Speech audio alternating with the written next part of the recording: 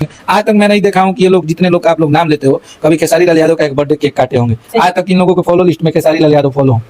हाँ, चुनाव लड़े थे, आज तक किसी इंसान ने ये लोग एक पोस्ट तक नहीं किए। एक लो भाई, हो गया आशीष यादव और खेसारी लाल यादव के राइटर कृष्णा बेदरे नहीं, लेकिन अखिलेश कश्यप, चर्चित राइटर खेसारी लाल यादव के राइटर अखिलेश कश्यप। और आपको बता दिया चाहते हैं, आशीष यादव में बहुत बड़ा कंट्रोवर्सी हो गया। अखिलेश कश्यप कहते हैं कि आशीष यादव एक ऐसा इंसान है जो कभी भी खेसारी लाल यादव को फॉलो नहीं किया है। खेसारी लाल यादव के बारे में कोई कुछ बोलता है तो नहीं बोलता है, तो क्यों इसके साथ खेसारी लाल यादव इनके साथ कोलैब करे? क्यों? आखिर क्या किया है खेसारी लाल यादव के बारे में ये आशीष यादव?